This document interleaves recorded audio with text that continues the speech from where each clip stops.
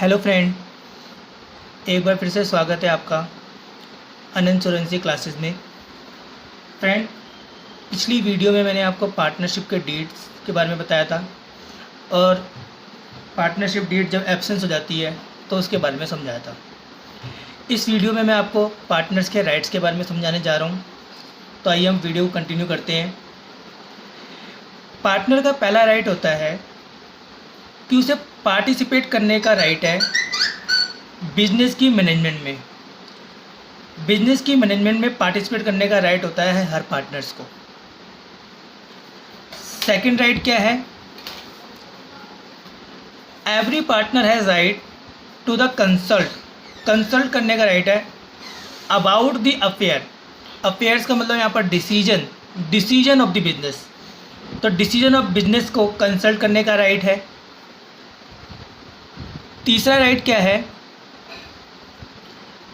Every partner has right to inspect, check करने का books of account को, और साथ साथ उसकी कॉपी लेने का भी राइट है उसको। चौथा राइट क्या है? A partner has right not to allow the admission of a new partner. एक पार्टनर को राइट है कि वो नए पार्टनर को एडमिशन होने से रोक सकता है, आने से रोक सकता है।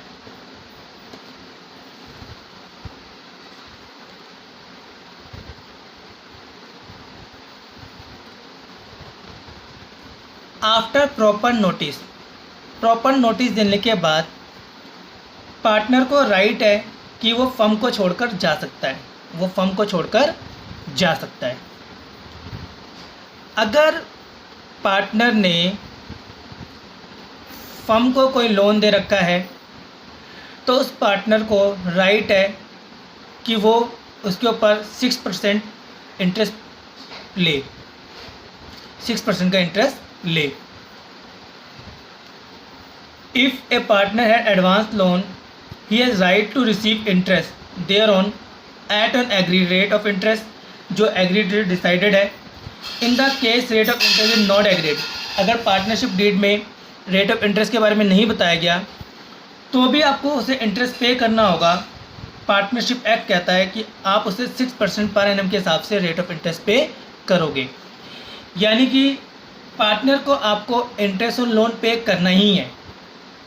अगर डीड में लिखा है तो उस डीड के हिसाब से पे करना है, और अगर डीड में नहीं लिखा तो आप उसे 6% का रेट ऑफ इंटरेस्ट पे करोगे, ऐसा पार्टनरशिप एक्ट 1932 कहता है। तो ये कुछ पार्टनर्स के राइट हैं जो आपको पता होने चाहिए और जो कभी कभार पेपर में पूछ भी लेते हैं। इसके बाद पार्टनरशिप के कुछ इम्पोर्टेंट प्रोविजंस हैं, उन प्रोविजंस के बारे में भी हमें जानना है। पार्टनरशिप के कुछ प्रोविजंस हैं, उन इम्पोर्टेंट प्रोविजंस के बारे में भी हमें जानना है। वो प्रोविजंस क्या हैं? तो some other important provisions of the Indian partnership act 1932।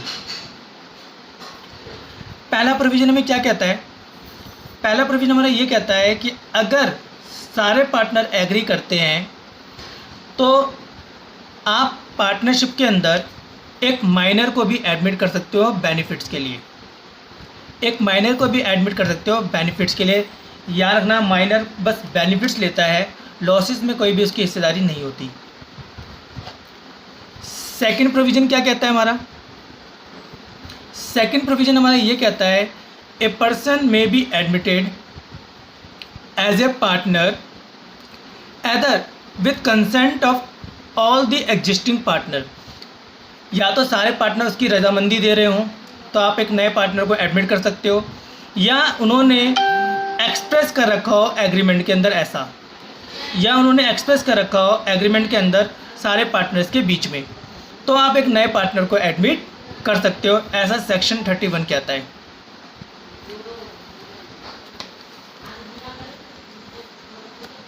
Retire होने वाली बात मैंने आपको पहले भी बताई है, एक बार दोबारा बता रहा हूँ।